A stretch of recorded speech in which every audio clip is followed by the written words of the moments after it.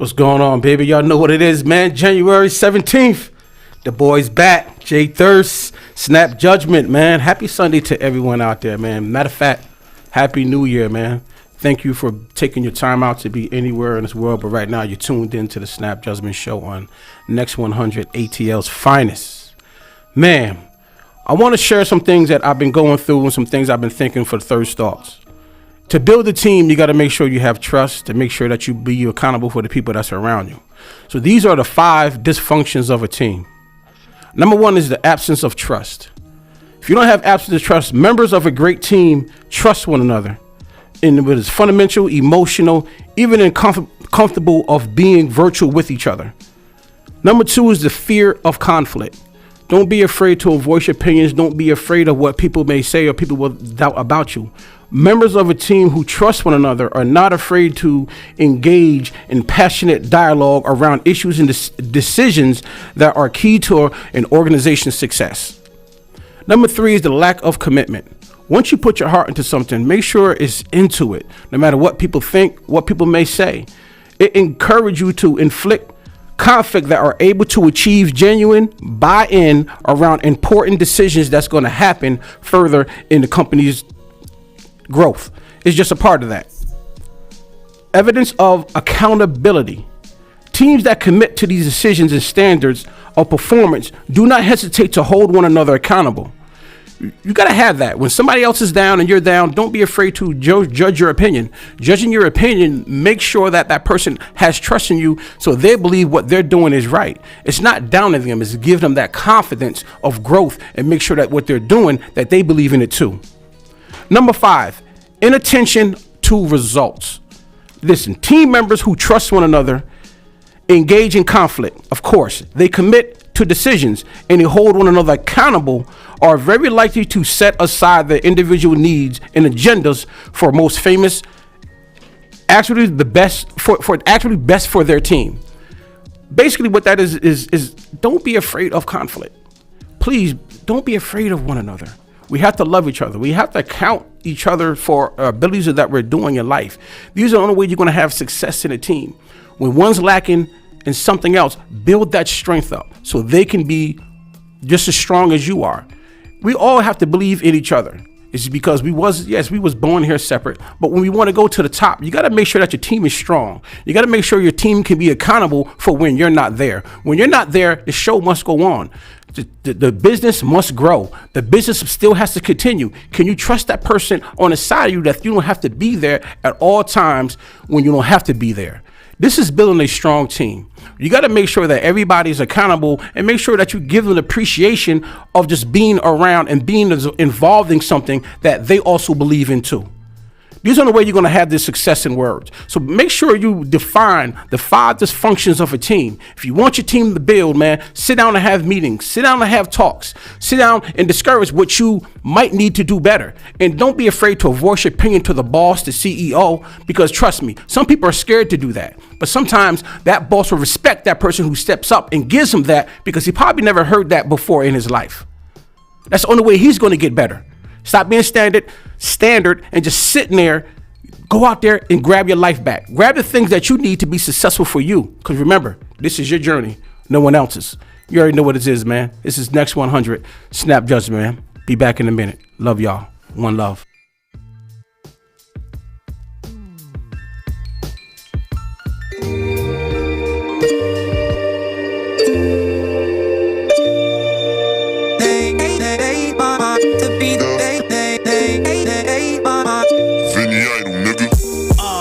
Why you accept what he offers?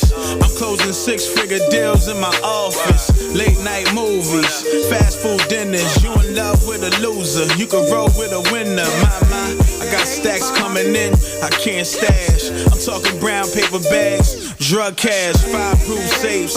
Surveillance at the entrance to the house. The only thing is missing is a spouse. Watchtowers in the back, Rockwallers on the green grass. Your future starts now. Close your eyes, lean back. I'ma let the top down. You gon' feel a breeze. Your situations will vanish. I'm doing this with ease. I'm a hustler. Axe on my skin and cat 3 waves. Come backpack, disappear for 3 days. I'm trying to mold you, turn you to a star. It's big benefits dealing with Mr. Aura. Let's call it good life. You already know what the hood like. Fall to a twin bed, mine's 15 comfy. King size sitting high, shorty come keep me comfy. Take a car to the garage, put some miles on it. Take a credit card to Fifth Ave style. That's right, cop your mama something. Ain't just the kids. Send your brother a package. Come do his big. Wooden floor chandelier, surround sound since you air. Mikasa, Sukasa, decorated since you here. Tell them put it on the tab. You ain't gotta stop and stare. Shoes in your Chanel bag. Time for eyewear. I swear to always provide for and ride for you. Take the stand, hand on the Bible and lie for you. This is true love, not chopped and screwed up. I'm a pet name you easy. We about to move up to a deluxe apartment in the sky. Look at Central Park. New York look gorgeous in the night when the city dark. Sweetie, I'm from poverty. Sugar, water, powder, milk. Pops abandoned the family. Now I'm dealing with the guilt. Oldest child, mama's king. Now I'm copping mama things. Mama cars, mama furs, mama cribs, mama bling. Young black with cake. She could've named me Duncan Hines. Now you know what's mine is yours. I wanna know if yours is mine. For real. Sandwiches, let's call it good life. You already know what the hood like. Fall to a twin bed, mine's 15 comfy. King size sitting high, shorty come keep me comfy. Take a car to the garage, put some miles That's on right. it. Take a credit card to Fifth Ave style. For real, cop your mama something. Ain't just the kids. Send your brother a package. Let's go. If he won't do his job, I'ma do it for him. Do it. Used to ripping duct tape off a RAV4. Now you in that Benz for it. Look at all them jewels in the light. That's right. That's right. Baby, what you do when the night? I wanna make you say yeah. Went from lost to a boss in the night. For real. Some witches left called a good life. You already know the hood life. Fall to a twin bed, mine's 15 comfy. King size sitting high, shorty come keep me comfy. Take a car to the garage, some miles. That's right. Take a credit card to Fifth Ave style. For real, cop your mama something. And it's just the kids. Send your brother a package. Do his big.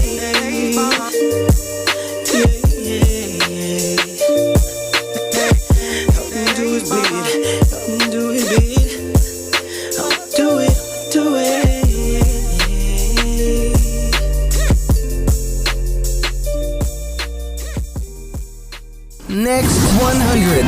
Stand up. Get it pop right now. Atlanta's home for hip hop and R&B. Number one station for hip hop and R&B. You know what the deal is. ATL's Next 100. Trying to do is get to the money. All I'm trying to do is get to the money. All I'm trying to do is get to the money. I'm just in my bag. I'm just in my bag. I'm just in my bag.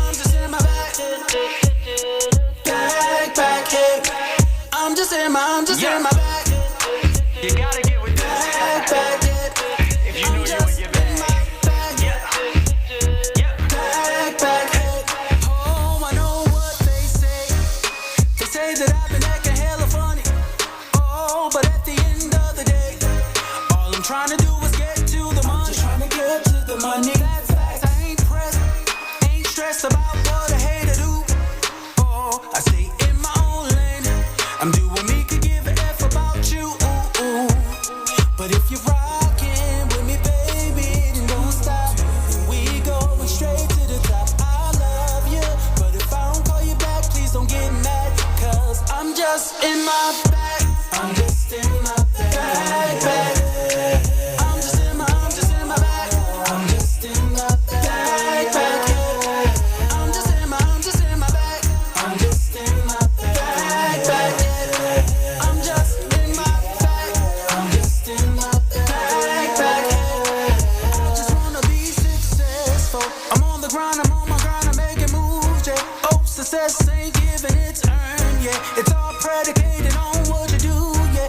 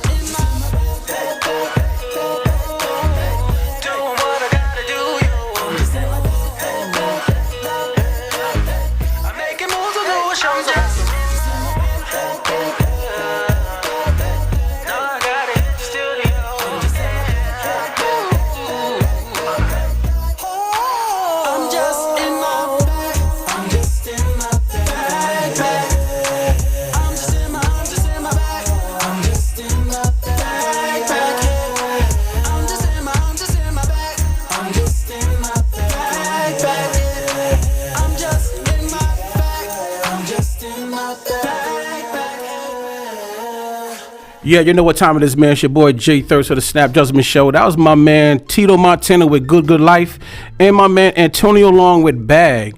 Man, welcome back, man. Welcome New Year, man. I got my co-host back after a couple months of being together, man. We are back, man. Jenne, what's up, man? What's going on over there? I'm good, love. How are you? Man, I'm fantastic now, man. Everything's been great. How you been? I'm doing wonderful. Thank you for having me back. Oh, of course. You know, I had to go, like my man's had to go back in my bag and just go ahead and get my peoples back. You know, people I love so much, man. And like I always said, last year I made a couple calls with people. Mm-hmm. And if you got that call, then you understand what I did. You know, if you got that call, you mean everybody's important to me regardless. But if you got that important phone call, I left all my feelings in 2020. So I had to get you back because, you know what I'm saying, you're one of the reasons why S.N.A.P Judgment is where it is right now. And I really appreciate you. My pleasure. I was humbled when you contacted me. I was confused because I was running for office at the same time. So I was like, okay, I'll have to call him after I'm done with this. So tell everybody what you've been up to since then. You know, running for office, about to run for office again. And what office, for the people who don't know of Jenne Matillda, what office are you running for so they have you? So last year I ran for House District 57 in Southwest Atlanta. And now I'm going to be running for City Council District 12. Okay. How'd you get involved in that? Because I didn't see that when we first met. I didn't see the politician stuff in you. What made you take that route? Well, I've always been a community advocate. I've been doing that in probably about 5 or 6 years now. Anyway, but after I had my daughter and I got my near-death experience after having her, I was in the hospital for 2 months. And then they saved my life. But during that time, I got opportunity to really think about what was happening to me and realize that a lot of women of color have the same struggle after they give birth. So I really wanted to be a part of changing policies and legislation to really help more people of color get the insurance and medical needs that they need, above other things, of course, with all that's going on with police brutality and everything. So I just really wanted to be a part of the change. I wanted to be the change that I see. I got you.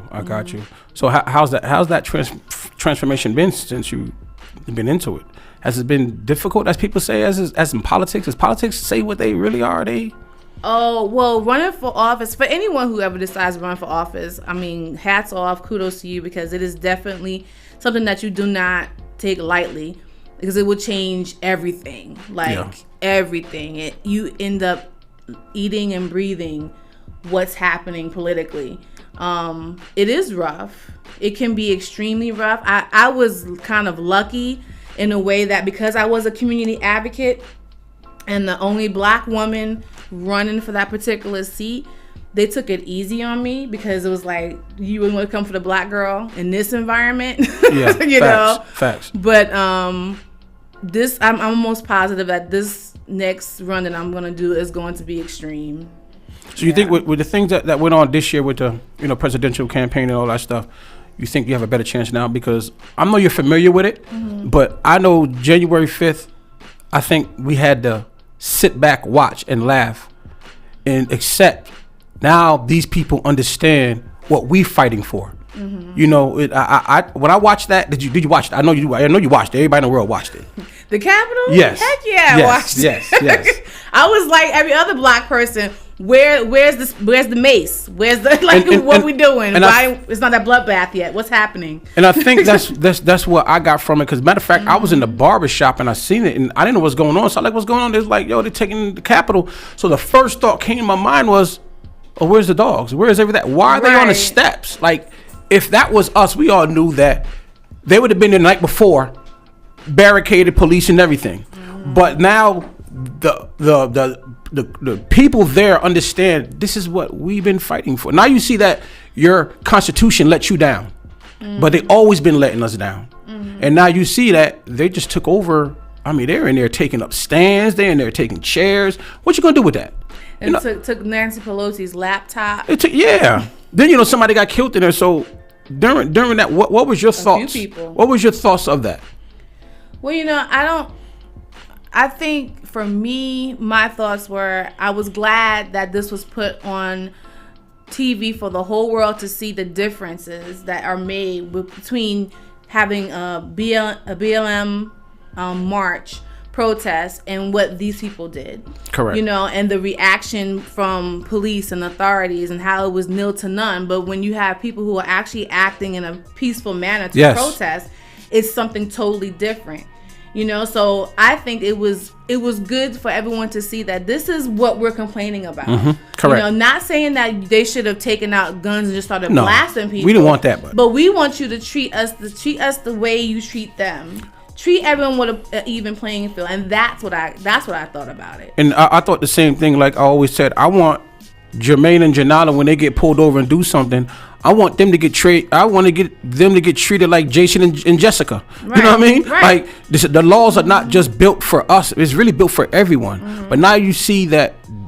Hey, y'all thought that Mr. Trump was going to get back in there and save y'all and all this stuff. Now y'all want to take over because you're mad with the system. We've been mad with the system since we've been here. But we've been fighting, overcoming it, and look what happened. If that was us, like we said, it would have been one of the massacres in the world. Yeah. And it's sad that now the people are looking like this is all we wanted. We don't want to fight. We don't want to steal. We don't want to kill. We just want a peace. We want y'all to get treated the same way we are. When we get pulled over with drugs, all the laws to be a bond is the same. Right. Treat me. I want the same time Jason gonna get and everything the same. So it's just more of, I really think that you get into politics is more of, I think that's what we need. I mean, a lot of people now of our culture and our brand is definitely going to get in office, and now we're willing to help each other out.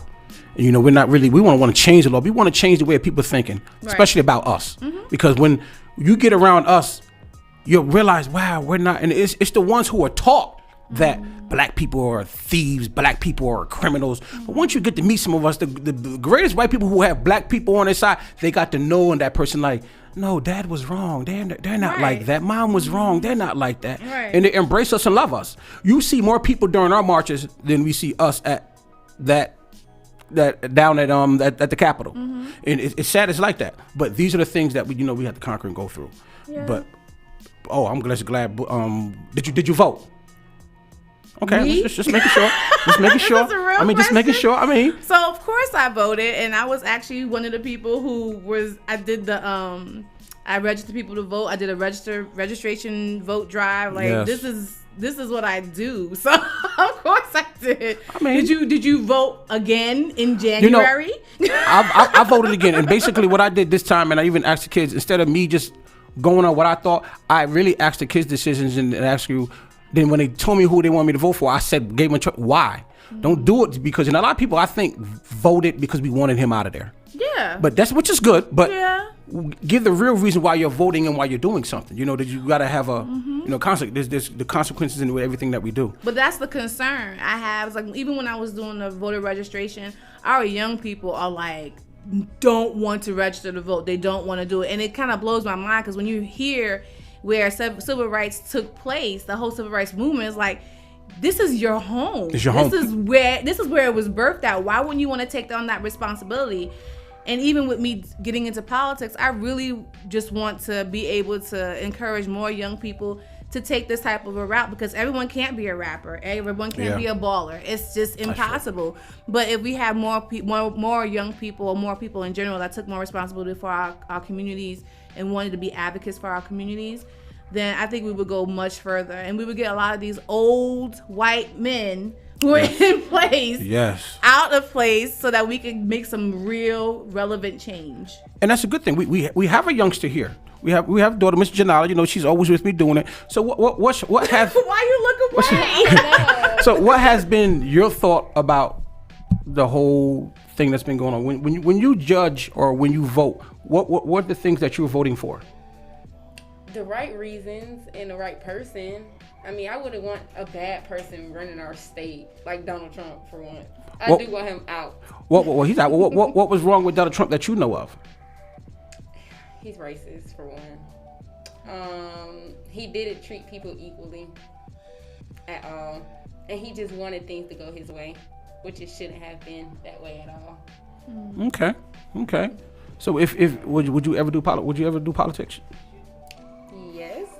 Okay, it's deep now because I'm You don't telling have to say yes I'm because saying I'm yes looking because at we you. sitting out here. You know, we want you to voice your should be opinions honest. because I would. everything starts from you youngsters, and you have to believe in everything that you do and everything we're going through. You know, we're not singing here doing this for fun. You know, the engineer, me, and we're not doing this for fun. We're doing this so hopefully we can give you a path and give you an idea of something that you might want to do later on in life and learn something as we go. Different paths. Yeah, some different paths. You know, everybody nowadays want to be a rapper, a stripper, and all stuff like that. They want to get the easy money. Want to be a stripper? Well, Ladies, they are. please don't want to be a stripper. I mean, hey, I'm just saying that they seen that fast money. They seen other people come up off of it. So guess what? They're gonna try to follow the trend. I hope they don't come to it, but hey, it is what it is. Like I said, man, we just want to sit here and just reflect on 2020. If you haven't built yourself to be better for 2021, what have you learned in 2020 to get you better for 2021? You know, the question of the day is, what was our question is? Oh, the question of the day is, what bad habits have you picked up during quarantine? Yes. And after that, we're going to come back and talk about that. What bad habits have you picked up during quarantine? So that means you're running to 2021 with the same bad habit that you need to work out. Y'all know what it is, man. It's your boy Jay Thurst, S.N.A.P Judgment, and Next 100. It's your girl Queen from the new show called Next Now Presents Next Up. We'll be bringing you segments like Questions from the 8 and Street Dreamer.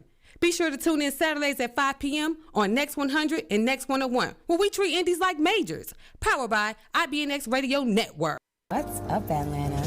This is DJ Tonka from the new show called Hit the Streets Mix Show, where we'll be spinning the latest hip-hop, R&B, dancehall, and more. Be sure to tune in every Friday night from 11 p.m. to 12 a.m. on ATL's Next 100, powered by IBNX Radio Network.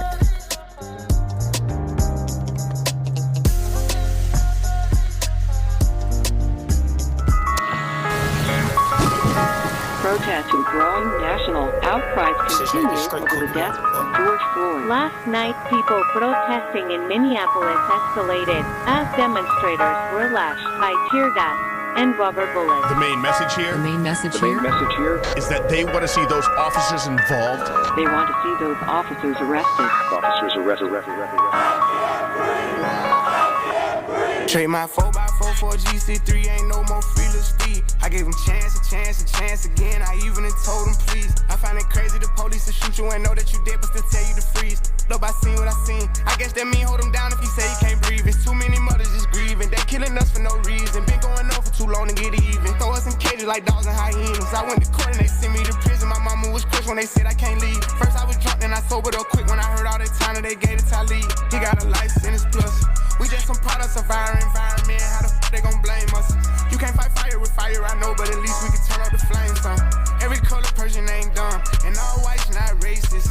I be judging by the mind and heart, I ain't really in the faces. Look, the way that we living is not getting better, you gotta know how to survive. Crazy, I had to tell all of my loved ones to carry a gun when they going outside. Stay in the mirror whenever you drive. Overprotective, go crazy for mine. You gotta pay attention to the sign. Seem like the blind following the blind. Thinking about everything that's going on. I boost security up in my home. I'm with my kind of, they right or they wrong. I call him now, he'll pick up the phone and it's 5 in the morning. He waking up on it. Tell him wherever I'm at, then they coming. I see blue lights, I get scared and start running. That should be crazy, they supposed to protect us. Swords and handcuffs and arrest us. Why they go home at night, that's messed up. Knowing we needed help, they neglect us. One of them who gon' make them respect us. I can see in your eye that you fed up. Go around, got my shot, I won't let up. They know that we a problem together. They know that we can storm anywhere. It's bigger than black and white. It's a problem with the whole way of life. It can't change overnight. But we gotta start somewhere. Might as well go ahead, start here. We done had a hell of a year. I'ma make it count while I'm here. God is the only man I fear.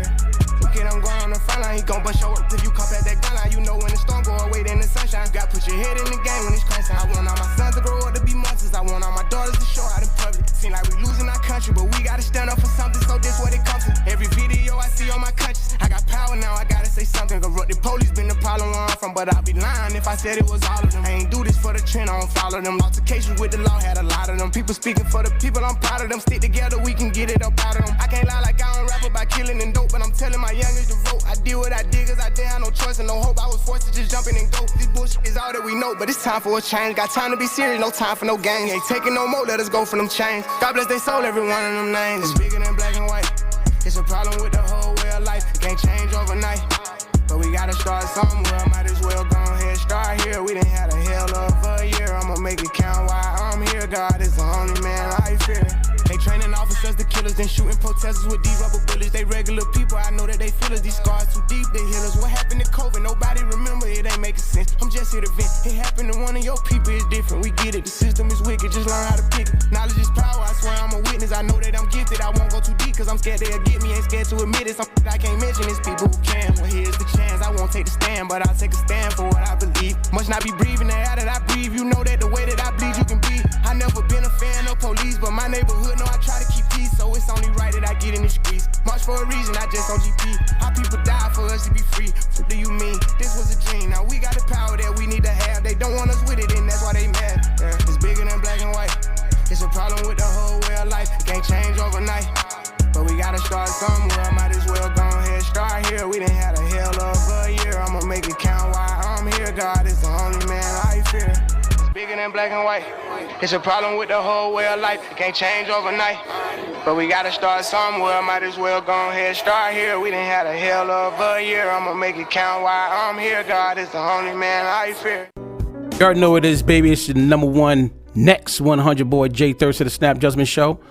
As we went to commercial break, we wanted to ask the question of the day. What bad habit have you picked up in the pandemic, during the whole pandemic era? What have you picked up, Miss Matillda? Well, I can't name what I want to say, but I'm gonna say the other thing. All right, I got you. Probably wine. I'm sure that wine stock has went up since the pandemic, because everybody says they've started drinking more. Yeah. You know, so yeah. That's one habit. I be drunk more, but I drink, like I said, more at the house. Mm-hmm. It's because, you know, I'm not out in the club, not social area, social distancing myself from clubs. I might go in there for a minute, but I hardly get a drink there.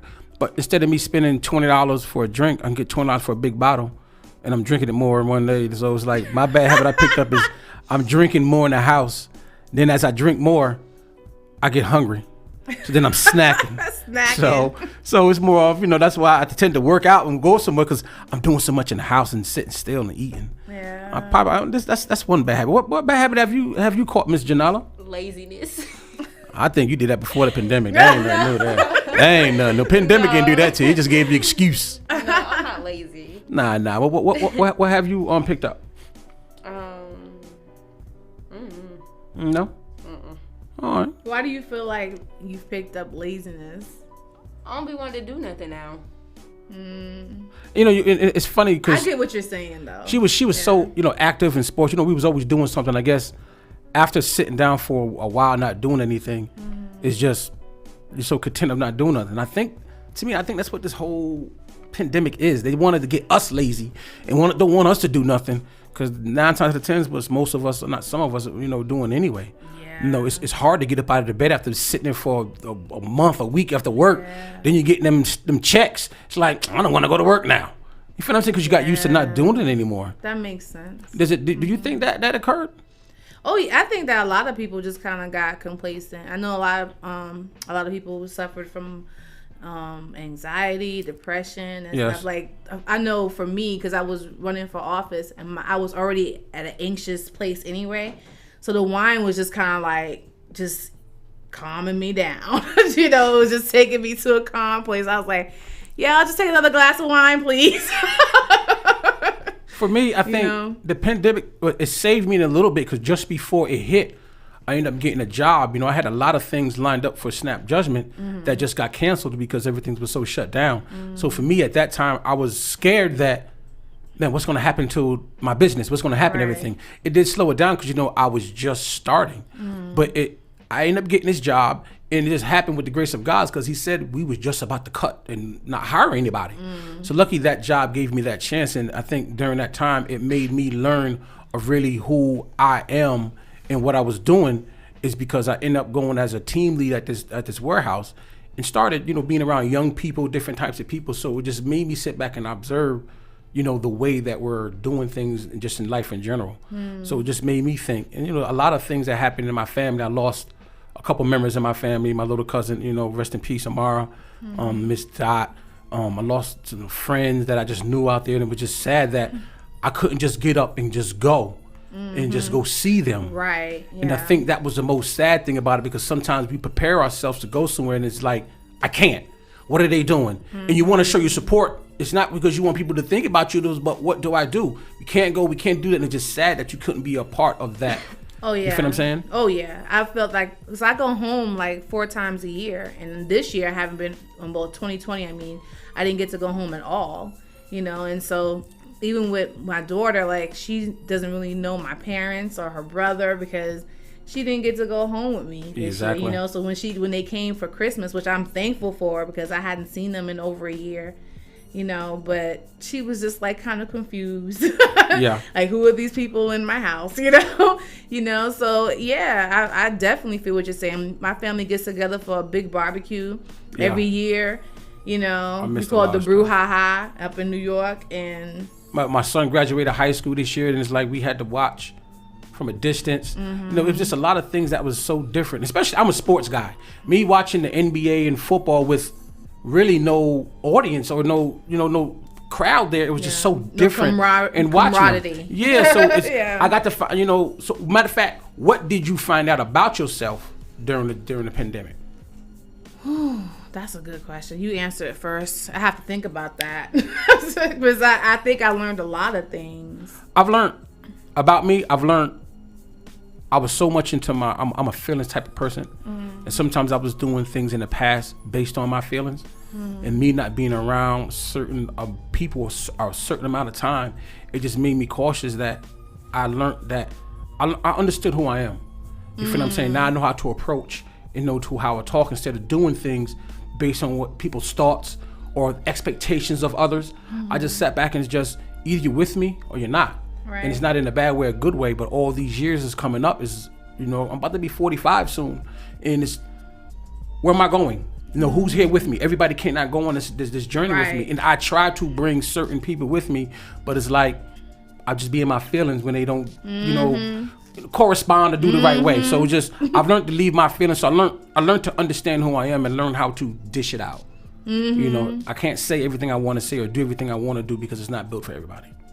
Yeah, with what you said, I think I learned more about people. You know, when you do when you run a whole campaign, I mean, campaigns are ran on money, you know. Correct. So when you realize that certain people that you couldn't even fathom drop $300-$400 into your campaign. Yeah. At just like, oh, you need a donation? Here you go. Yeah. You know, and then you have the people who were so very close to me who wouldn't knock on the door, wouldn't make a phone call, wouldn't give $1, you know, and it's like, I really, at that point in time, I was remembering the great Maya Angelou when she said, when people show you who they are, you believe them. You believe them. You know, you believe them because, believe me, they're going to show you. Yes. That's something. They may not show you right away, but at some point, they're going to show you something about them, and you're going to be like, whoa. Yes, so. That blew my mind. Correct. You know, and then you're just going to be like, okay, well, I know how to handle you now. No, exactly. You know, either it's going to be a long spoon or a short spoon. You're like, am I going to throw your life jacket or just throw your stick? Like, you know what I mean? Praying for you. Hope you make it. So, so as Miss Janana, what have you learned during this pandemic? You know, we went through some things together, but what basically have you learned during this 2020? To never make the same mistakes I made last year. Don't make them this year. Because you know we went through a difficult time, and you're one of the reasons why I am where I am today. You know. Sometimes we have to do bad things in life just to get to the good things, but everything is done for a reason. As long as you're accountable and accept what you did, understand why you did it, hold accountable for what you did, then it's not that bad. Right? Like you said, don't make it twice or 3 times. You know, I had to find out patience. I had to find out that I had more patience than I thought I had. You know, I think patience. I think this brought out a lot of patience for everyone. Yes, yes, yes. Not scared, but just more of. I know I'm going to do it. I believe it's going to come through. It's going to come right. But we get so shattered and so scared that we're always wondering the bad instead of the good. What's going to come out of that? And you know, I definitely want to thank you. Like I said, being a single parent, especially in this world today, is really tough because these kids nowadays have more chances and faster way of getting influenced without even going outside. Right. You know, we learned how to be men and women back in the 80s and 90s from outside and people around us. So now kids are so clustered and everybody's like in the house. You're learning how to be a person from your surroundings in your home than off TV and music, because you know, and it's so sad because half of the stuff that we read and see and listen to ain't even real. Sometimes it's in somebody else's life, but we try to do that. I definitely want to, like I said, thanks everybody who out there who supported S.N.A.P Judgment and supported me during this difficult time. Because like I said, man, I would not be anywhere if it wasn't for y'all, but just believing and saying that, because it has been a tough. You have to uplift somebody, call somebody, let them know that you love them. All that differences that we have in life, you might forgive, but we know we're not going to forget. But you also got to give that person that love, because the times that we're in, you're not guaranteed to know if that person's going to be here tomorrow, and you don't want them going home, getting called home, and you haven't just said I love you and just thank you, because there's some good things that person has done. Of course, they did bad things. We all did bad things to somebody. But as long as you're accountable for what you have done and say, I'm sorry, I apologize for my part, but this is why I said it, this is why I did it, I'm guaranteed the relationship and the conversation and the communication will be much more better. So just own up to what you're doing in life and just step up and just say, you know, I'm sorry for my part, but this is why I did it, and give your opinions. You know, me and my mother did that. You know, my mother and my grandfather, I got a couple, not even arguments, I got into debates, because now that I'm grown and I'm older, I'm telling them based on how I feel. Don't get mad if you get offended, but it's not offended. I'm just letting you know how I feel, where I come from, and why. And we sat down and understood why certain things happen. So, you know, sometimes you just got to sit down with your older folks or with old and talk to them. Don't talk at them. Talk to them so that you basically can understand where you're going and where you're coming from when you start speaking to them. Because some people are just so caught up in their ways. You're disrespecting me. You disrespecting somebody grown. No, I ain't disrespecting somebody grown. Well, I think one of my life lessons that when it comes to like my parents, especially my parents, I use this and I tell this to every person when they're going through situations with their parents. And I taught this to my sister. Now my sister has adopted the same theory. Your parents do the best that they can with what they have. Yes. You know, and you have to keep that in mind. Keep that in mind. When you're not getting along the way you think that you should, remember the fact that your parents are doing the best that they can with what they have, or what they know. What they know. With what they know and what they have. So their resources were not the same when we were growing up. And I agree with that. And so the access to information is, you know, for them, for now we can access it like, you know, in lightning speed. For them, it wasn't like that, you know. And then also the fact that we realize how to transform, how to change that generational thing. Yes, you know, I believe that. Like for them, they didn't even realize that was what it was at that point in time. This is just the way we do things. And they'll keep it that way. Right. And they're so afraid of change because things change faster than it did back in the day. Right. You know, if we didn't understand a word with our parents, the first thing our parents did was go get the dictionary. Like every old family I had, we had a dictionary at our home. Yes. You feel what I'm saying? And we had to go look up that word. You know how to spell it? Look it up. You can find it. You find it. You know, we had to go research things. I had encyclopedias. You didn't know that person's phone number? We had to go to the phone book and look at that number and make sure, hold on, they got 3 different Frank Jacobs in there, but what's their address? Oh, yeah, that's it. You feel like we had to research and do things, but it's so easy now. With access is, what's that word? Google it. Boom. Sarah or whoever that woman is on these phones, Siri, whatever her name, she'll tell you who it is. And who is she? She like she the smartest person in the world, but that's what we said. But it's so you got to tell your parents and tell them, you know, just tell them in a good way. Like we have to. That's why I always say we was raised right, taught wrong. We was raised right. We was always raised to love and share each other. But when it comes to information, our parents only gave us and raised us on how they was raised. Yeah, I mean, and what do you say to that? Like, it's nothing you can say to that. There's nothing wrong with it. There's nothing wrong with it. That's what they knew to do. Yep. You know? Yep. And so with every generation, it gets better. When she has her children, she's going to go about things differently than what you did. Yes, you know? correct. And then they're going to be mad that she didn't do something. She didn't cross some type of T or dot some kind of I, because we all do that. But at the same time, they're going to come to the realization like, man, my mom did the best with what she knew. You know? And I've learned, you know, in the past when we got in trouble, the first thing our parents would do was whoop us. They whoop us first and wouldn't even ask us why. Well, mine would yell first and then whip me. Same thing. We knew a whooping was coming, but the situation I dealt with this summer, you know, with me and Janala was more, I talked to her first before I got angry as I was raised to do. Get upset and get angry first. Then he said that then we just talked it out. You know, we went on a nice vacation and we just talked, why did you do this? What made you do this? And just really just got to understood her and understand her and just, and just do that from there. Because kids have feelings too. Yes, you have to understand that. Everyone's feelings are valid. And we got to think that when we was a kid, what was we thinking? What did we want at that time? I wanted attention. I wanted somebody to let me know I was doing something wrong. I didn't want to go outside to learn from somebody else. I wanted to learn from my home because my family was big. But I learned more stuff outside of my house than I did in my house. But then when something went wrong, why'd you do it? Why'd you do it? After I did it. If you would talk to me before, I probably would never have did it.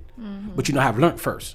So we're just learning from mistakes, man. Like I said, we're just gonna sit here and we're gonna learn, we're gonna rap. I got my man Omar Howard is here, man. CEO of Freedom is a Choice. This guy, this brother, did 15 years for murder, came out and just been a mentor to our children. And he's coming out, he's very active in the community. He's on his second book.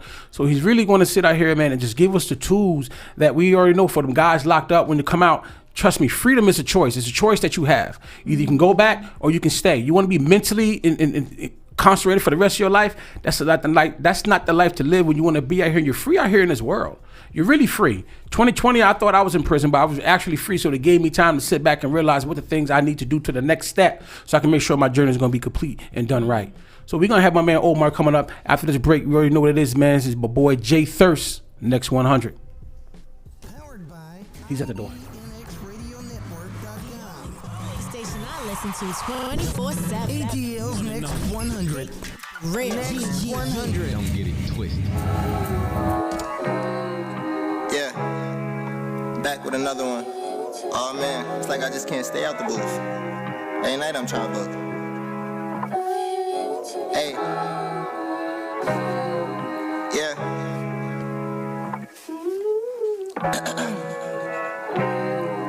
Hey. One time. Look, born in 95, by 2010 the boy arrived. Christmas time, usually ain't no toys arrive. Put the boy aside, grew to a man. I seen niggas change for a few little bands. Tell me who's mans. Got too many goals for partying plans. They party and dance to music I make. They hardly was fans. Damn, conversations with grandma. I keep asking her, am I really who they be saying? I walk these streets and get praises. Try go to sleep and face demons. My heart got cold, it's anemic. Thanks for giving us nothing. I amounted to something. Yeah, meetings on millions. I've been just counting up hundreds. I can still count on my brothers. I love them. Jesus, thank you so much for bringing us together on this day to be thankful for the bounty that you have put before us. Lord, I'm very thankful that my son is here today. And I know he's alone right now as he walks his path of faith. Lost so many brothers, swear that shit devastated. A lot of people had to go missing to fix the situation. But that don't make it better. I've been a bad boy, I'm a rude boy. But you're a bad boy like you Mason better. Oh, you so fine and you bad as ever. She'll do you dirty, clean the mess up. Then after that we get up. Bunch of baby kids, they probably tell you shut up. Another man gone, all they tell you keep your head up. And when your money is up, why they don't say keep your bread up? They stick around and show you love until you fuck your check up. Tell them thanks for giving us nothing. All this hustling, drug dealing, and robbing just to fill up our stomach. I never been out the country, but I move like I'm Russian. Put on that loop guard and that quitting. You tryna hear something? She tried to get my attention without her saying nothing. Just like my paper and leaf, got that bitch bustin'. They say a picture worth 1,000 words. I guess my IG look like I sold 1,000 birds. In the struggle they put me through, I had a lot to learn. Thanks for giving us nothing, it was well deserved. Poppin' family, it's your homegirl Terrence Simone, Latoria G, and Miss Caprice. We're here to tell you about our hot new show, Next Now, Weekend Edition, with segments like Giving You the Business and Whoop Child. Tune in every Saturday and Sundays, 10 to 12 on Atlanta's Next 100. Right here on IBNX Radio Network. Our community, our station.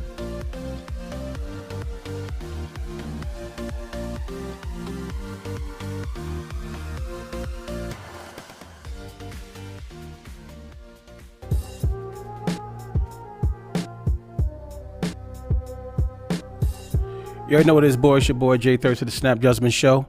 home of the NG Radio Show, the NX100, man. You already know what time it is, man. It's with my host, Jenne Matillda. Hey. Like I said, we were just sitting here just clapping on and what habit did you pick up from, the pandemic, and what have you learned with being in the pandemic? And I think a lot of us have learned things and going through things, but I hope one thing I do want to press to everyone, I hope whatever you learned will make you stronger. We lost a lot of people during this pandemic, and we might lose some more. Oh, yeah. But being prepared, going outside, but not just your ID or wallet. Make sure you have a mask. Make sure that you're covered. Make sure you're protecting yourself and your others and around you. I think this is the most thing. I mean, be free. Live your life. Please free your life. Don't be afraid to do anything. Don't be afraid of anything. Most thing I've learned in life to get to the top is confidence. Believe you're going to be all right. Believe you're going to do it. I haven't had it. Been sick. Been tested twice. Didn't have it. But I did quarantine myself just in case. So we're just more of, I think I just had, the symptoms. But you make sure that you do the proper things and make sure you eat well. And take your vitamin C. Take your vitamins. Your zinc and your vitamin D. And throw in some elderberry. Yes. Avocado, elderberry, black seeds. Make sure you're using these necessity things, man. Hey, you got to speak on it. Speak things into existence. I mean, I want to live until I'm 89, 90, hopefully 100. But right now, I'm going for that 100 mark. I am planning for the 100. I mean, I plan on living for 100, and I hope nobody don't take me out before that. But health-wise, I want to be for 100. You know what I'm saying? That's just my life. I think a century mark is a lot. I think I still have a lot to do. A lot. I never stop learning. You never stop growing. Some people get content with the age and just stop.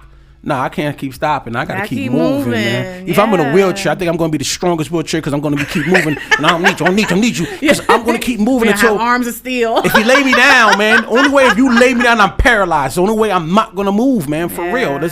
If you know me, then you already know what S.N.A.P is about. I gotta get out there and do it. I always gotta stay busy doing something because opportunity does not come in the mail. Opportunity do not come knocking at your door. You got to go out there and get it and let people see the opportunity. And that's when opportunities will come. You create your own. Or you create your own. Create your own. So what we have planned for 2021 for you? Well, of course, the S.N.A.P Judgment show. Yes, I'm back here. I'm gonna be co-hosting on another show for the month of February on Friday nights. Okay. I'll get that information.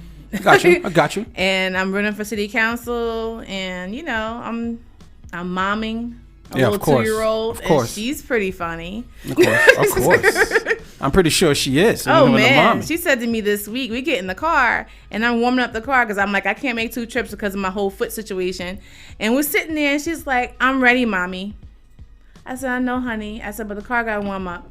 But I'm ready, mommy. You see that? Love that. Yes. Stay tuned for more Zuzana stories. Y'all better watch it. So what you got going on for the 2021 Miss Thurston? I am starting back doing track this year. Yeah. Good job. I'm waiting for that. You better watch out. As of now, I heard that the season starts next month, so I'm gonna start going to the track this week. Okay, good job. Yes, love it. Good job. Well, basically, what about you? Oh man, I got a lot of things stirred up. Be on the lookout for S.N.A.P Judgment LLC Express. I'm doing trucking company, transportation. So then I'm just getting myself involved in a lot of things just in case the pandemic hit hard again. At least I'm being prepared and be in a situation where it's not gonna affect me financially. And make sure that my kids are set because they're setting to go to high school this year. So this next 4 years is gonna go by so fast. Yeah. But I also want to give my kids options so when they get to that 12th grade, when we grew up coming out of high school, it's either go to college or go to work. I don't really want my kids to work for someone else. Once you work for someone else and you have dreams, when you work for somebody else, that takes a little bit of time off the things you have. Well, you work in their dream. You work at their dream. And you sitting right here, and when you got time for your stuff, you really don't want to do it because you're tired, you're wore out, especially if you get a family. So right now, I'm just creating options for my children so they can decide what they want to do. And working is more working towards the business, family business, instead of working for somebody else's business. And college is not for everybody. It's not everybody. And you don't have to, you don't actually have to go to college to be the richest person or, the most experienced person or just have a whole conglomerate. You don't have to. It's not even rich. It's just you don't have to go to school to be successful. No, Believe you that. don't. The most successful people nowadays didn't even go to school. They even finished school. That's just something that they want us to do. School.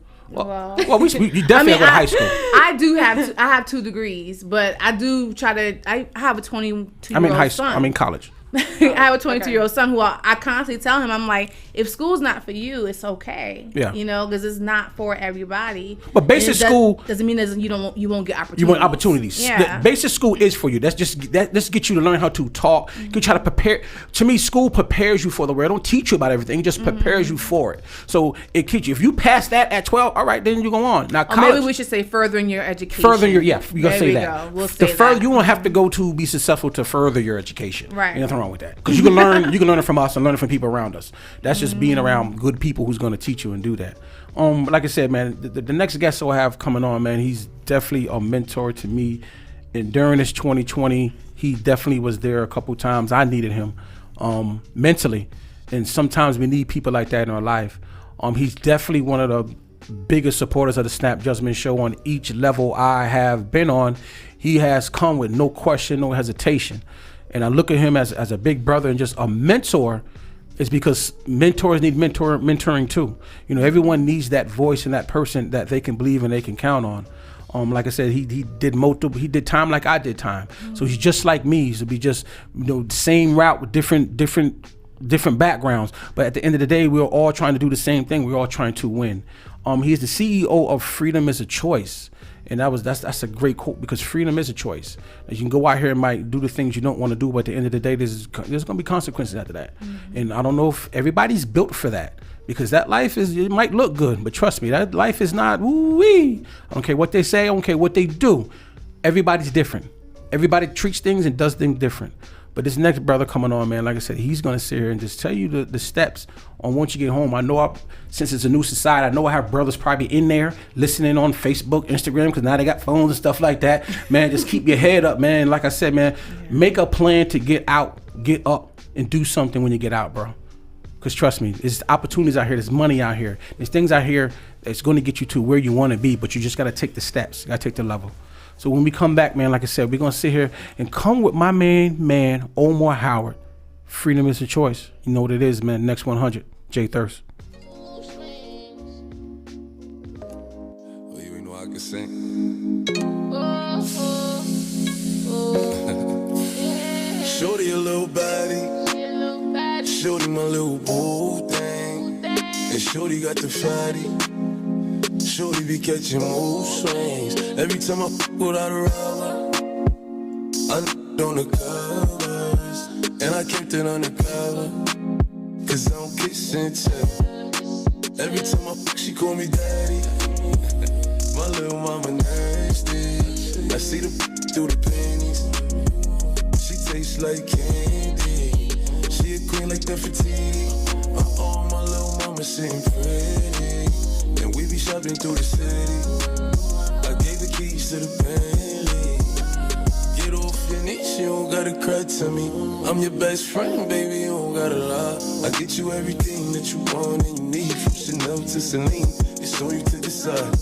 Valentino, yeah, I put you in the best. So lifting up your dress, start kissing on your neck, start rubbing on your butt, start massaging your. I ain't wanna give you a baby just yet, so I backed out and on your. I put you in an Uber and sent you to your bed. The very next day, you sent me a text. You pulled up to the crib and we did it again. Shorty a little body, Shorty my little boo thing, and Shorty got the fatty. Shorty be catching mood swings. Every time I f*** without a rubber, I on the covers, and I kept it undercover, cause I don't kiss and tell. You know I never found love until I looked into your eyes. First time blushing, I ain't even gon' lie. 4 rounds in, even bruises on your thighs. You the only can make me spin off on the guys, and the only that make me wanna when I'm inside. It's your vibe, baby, me you getting high. Honey, want you even if they try. You on tsunami, I ain't never did try. Close my eyes before I sleep, hope you be there when I wake. Honestly, I feel a vibe, we had this brain. If there's something on your mind, you could tell me. And if I told you what's on mine, would you tell me? You won't see the bigger picture, it's just gonna take time.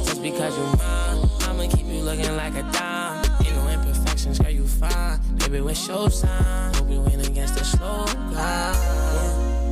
It's me and you. Keep it silent, ain't nothing we can do. Through the storm, baby, we can make it through. Why you acting brand new? You know you my little. Got up on my Birkin, it's working. She said she a virgin. It's hurting. She my biggest fan, she always lurking. And she know I'm a man, I'ma put that work in. I know she can't stand me, I'm fancy. So I'ma bring her out when I get my Grammy. Late night, she can find panties. Couldn't hold it in, now she need a plan B. Shorty a little baddie, she my little boo thing. And Shorty got the fatty. Shorty be catching mood swings. Every time I without a rubber, I know her covers. And I kept it undercover, cause I don't kiss and tell.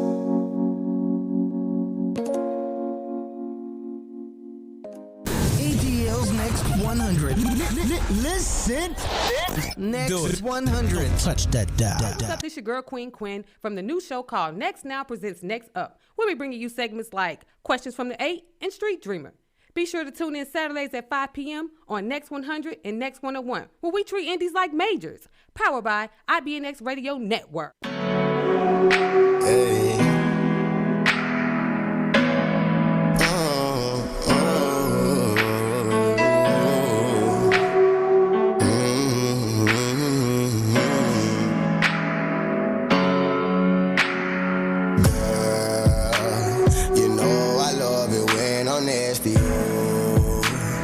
Riding through the 772. The feelings that I got for you is true. So baby, let me cater to you. We found love in 772. She's straight up out of 772. The feelings that I got for you is true. So baby, let me cater to you. We found love in 772. She's straight up out of 772. The feelings that I got for you is true. So baby, let me cater to you. Don't know, they don't need to know. Roll up a phone, slide through the phone, ride through it slow. Damn, I love. She roll up my door.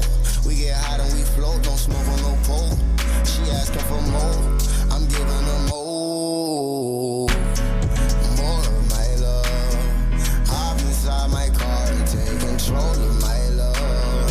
For her I would kill. For her I would drill. She know that it's real. She know that I feel. However she feel, girl. You know I love it when I'm next to you. Riding through the 772. The feelings that I got for you is true. So baby, let me cater to you. We found love in 772. She's straight up out of 772. The feelings that I got for you is true. So baby, let me cater to you. We found love in 772. She's straight up out of 772. The feelings that I got for you is true. So baby, let me cater to you.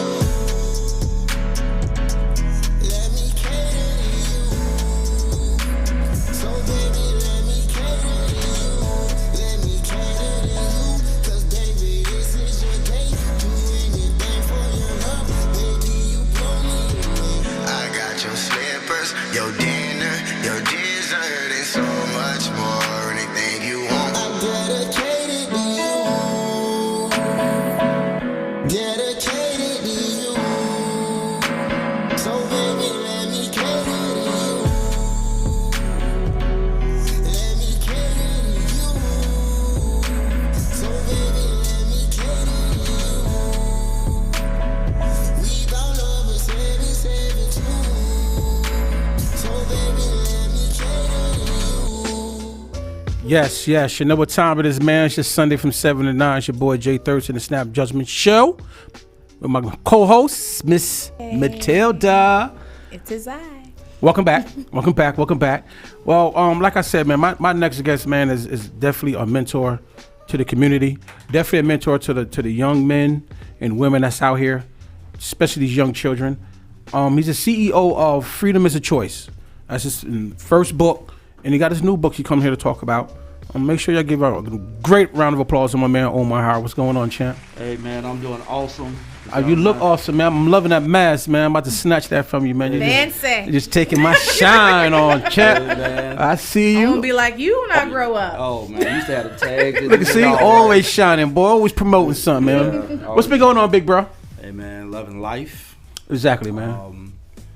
Just trying to stay on the course, man. On the course that God set me on. In spite of everything that's going on, I'm grateful for life. I'm glad that I'm still here. Facts. You know what I'm saying? A lot of people lost their life through this pandemic. Yes. But not just the pandemic, man. It's still a lot of young people losing their life on the street.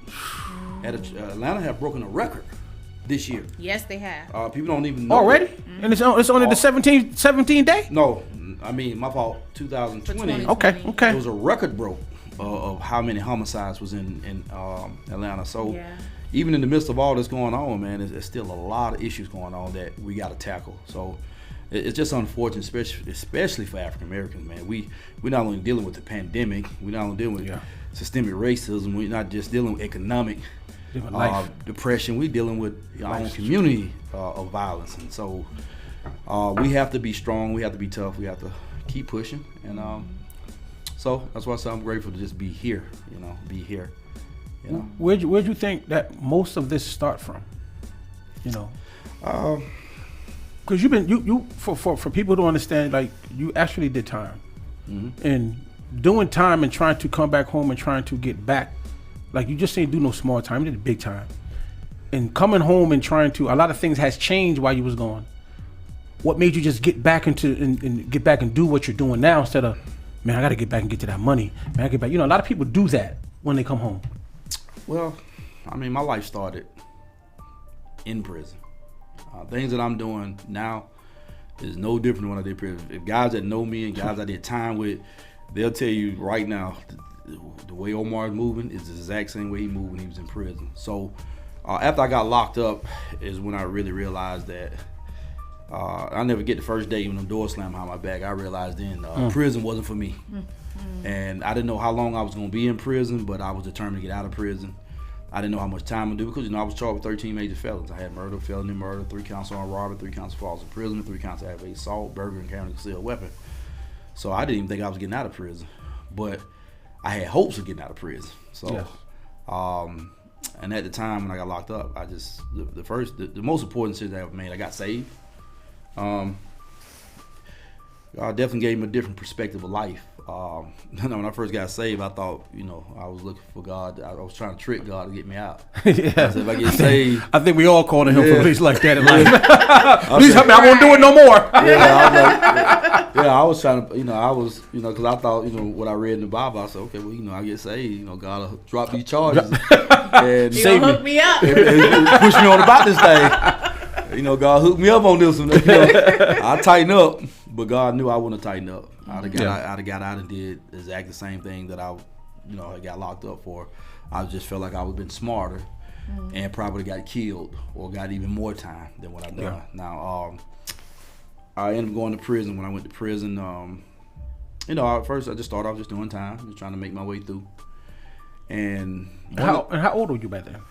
I got locked up when I was 18. I just turned 18. You were young. Yeah, I was a young man coming in, but went through juvenile from 15 to 18. I was in and out of juvenile.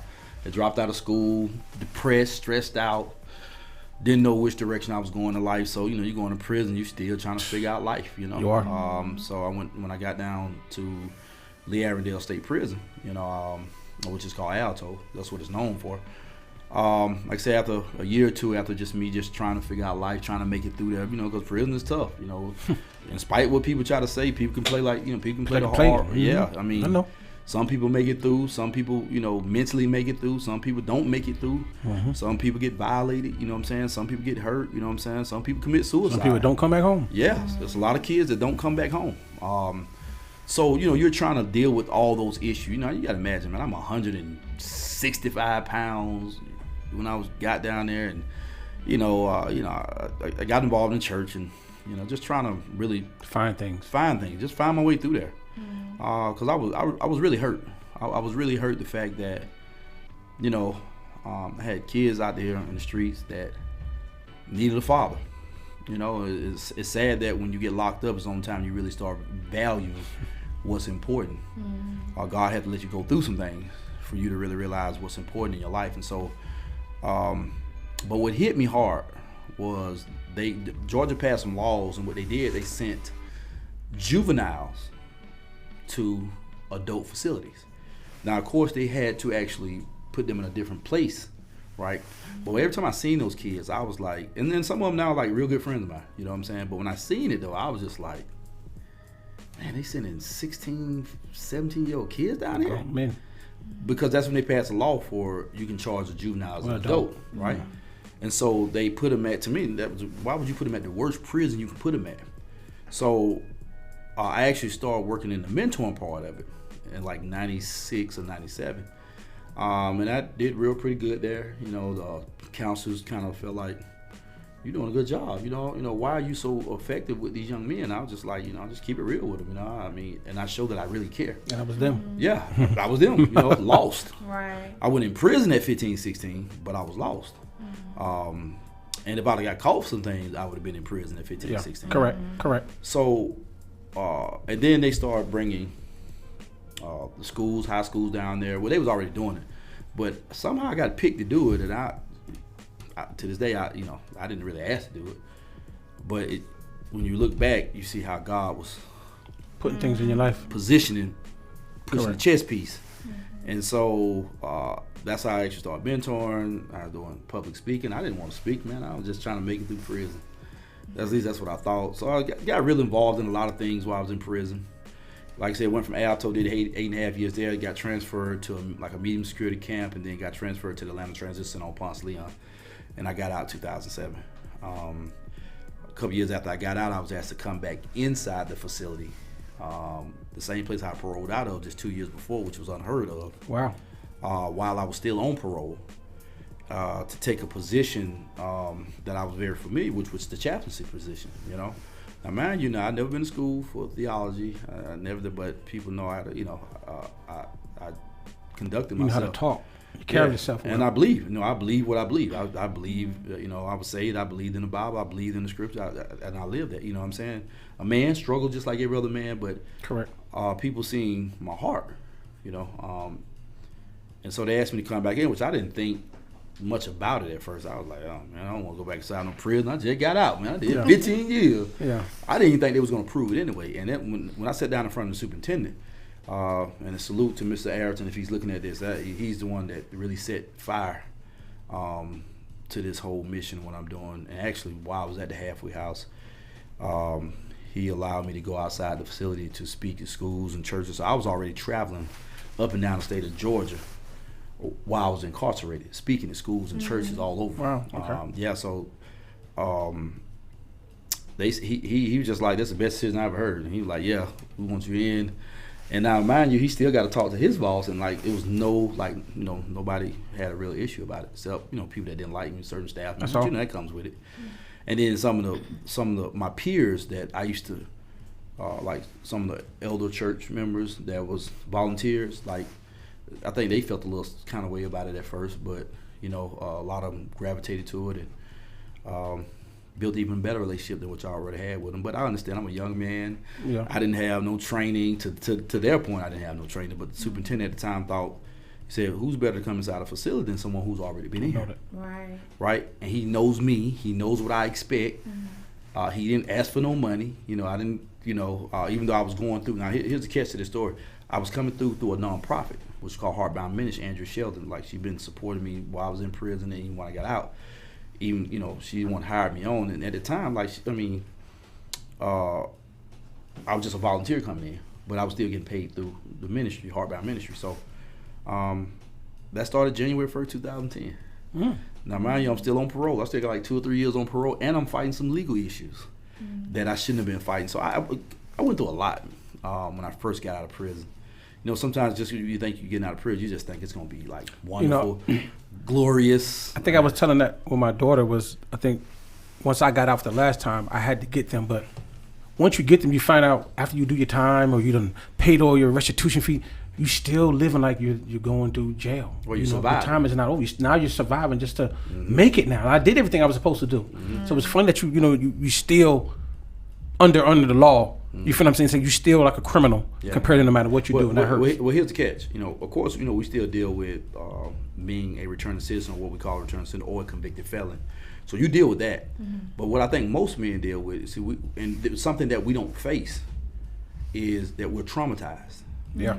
And y'all remember, and I would tell people that, you know, when I went in when I was 18, I got out when I was 33 years old. I still had an 18-year-old mentality when I got out. You know, so. And then you get out with a survival instinct, right? And here's the catch. It took me 9 years to realize that I need to be living instead of surviving. Facts. So this is what I encourage now when I talk to my brothers and sisters who've gotten out of prison. Stop surviving. It's time to live. You know, you go through, survival will allow you to do anything, make you do anything. Right? It'll keep you in a if you throw us in the jungle, you'll be surviving. Right? You gotta live. Right. Yeah. And if you did that for so many years, when you got back into a real world, you'd be trying to figure out how to live because you only knew how to survive in the jungle. Yeah. Right. So you mind me when at 18, you know, that time between 18 and 30, 33, however, that's the time you grow as a young man or a young lady. You know what I'm saying? Right. This is the time when you're making your mistakes and you know all the things that's going on. This is what grows you to be the man you are. You could be 40 years old and if you never had experience in life, you just gonna be age 40 years old. That's it. Experience is what allows us to grow and mature and be wise. You know what I'm saying? We're no different than this young lady here. You know what I'm saying? It's just over the years we've gained a lot of knowledge and wisdom and understanding. Maturity is what makes us adults. So that's what I learned. That's kind of what I learned getting out. And when I started that, I was so humble, right? Because I was able to see men that I had did prison time with coming through. And it's amazing, like, a lot of brothers like was embracing it, like, man, they was like so happy for him, like, man, somebody I know got a position, you know, and to give me keys to the same facility that I was locked up in. Like my homeboy, when I first told him about that, he said, man, how you trick them folks out them keys? I mean, that's just a certificate of just being that way and just being who you are. You know, people don't recognize you until you get in trouble, until you're around them. You know what I'm saying? So basically, right now we're gonna come back. We're gonna talk about your first book. You know, the Omar story. You feel what I'm saying? You already know what it is, man. We be back. NX100. It's your boy Jay Thurst. S.N.A.P Judgment.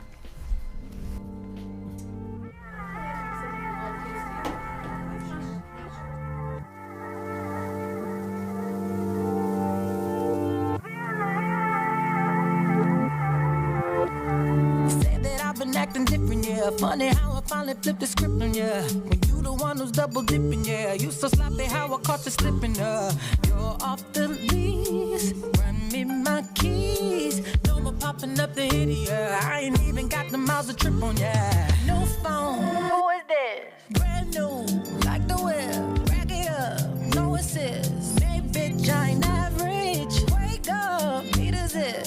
Hennessy, take a sip. Look at my jeans, I'm too thick. I ain't got no room for extra baggage. Don't forget to come and pick up your feelings. Don't leave no pieces. You need to hurry and pick up your feelings. While I'm up cleaning, boy, please. I don't need it. Memories, you can keep it. Oh, don't forget to come and pick up your feelings. Don't leave no pieces. I'm trying to find up the gift for ya. You ran out of chances of forgiving ya. Yeah, listen, I'm listening just for you to go and break my heart again. I learned my lesson last time. I ain't coming. This is what you had now. And I bet you I look better, don't I? New phone. Who is this? Contact. Don't exist. Either I call that gas way too expensive. No more benefits. Papa business. Hands tied. No grit. I ain't got no room for extra baggage. So don't forget to come and pick up your feelings. Don't leave no pieces. You need to hurry and pick up up your feelings while I'm up cleaning. Boy, please, I don't need memories. I need you to keep it. Don't forget to come and pick up your feelings. Don't leave no pieces. Knock on the door where my heart once was. But you had too fun. But I had enough. Now I'm really done. I deserve so much more than you gave to me. So now I'm saving me. And I made a peace. So you can run them streets. But don't forget to come and pick up your feelings. Don't leave no pieces enough. You need to hurry up, pick up your feelings while I'm up cleaning. Boy, please, I don't need it. You can keep it. I don't need it. Don't forget to come and pick up your feelings.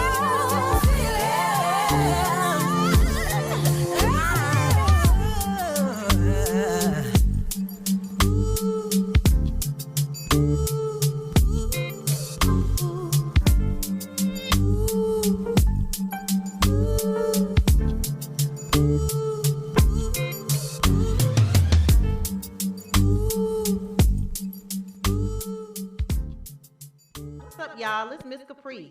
Come join us for Next Now Weekend Edition. We'll be hitting you with segments like Give You the Business and Woo Child every Saturday and Sunday from 10 to 12 on Atlanta's Next 100 on IBNX Radio Network. Our community.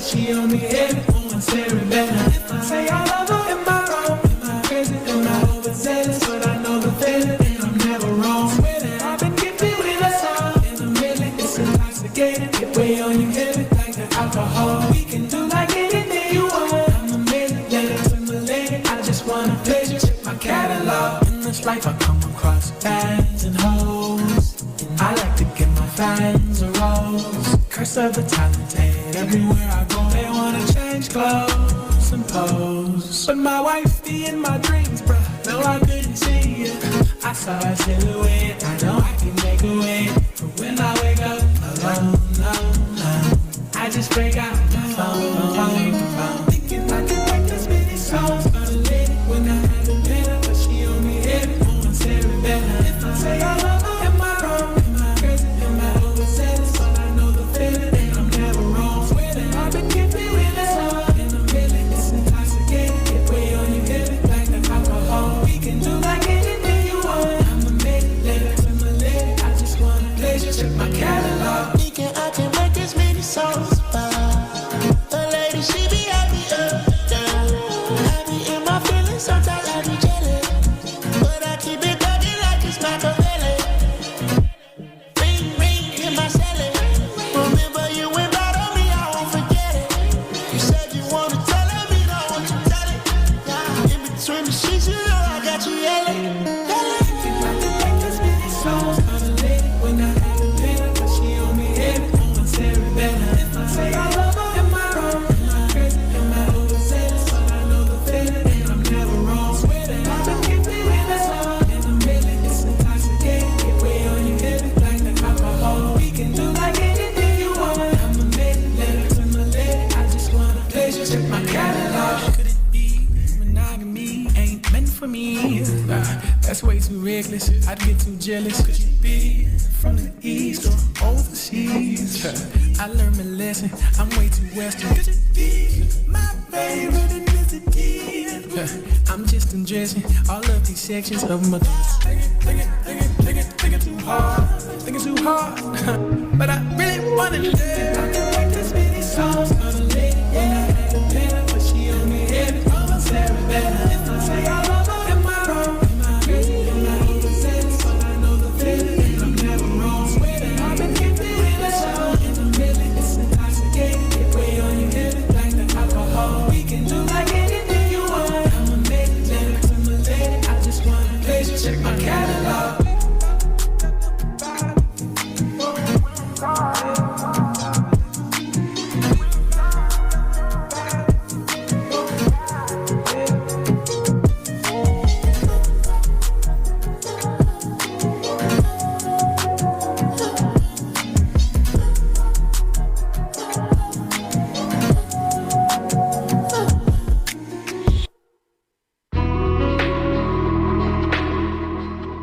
Yes.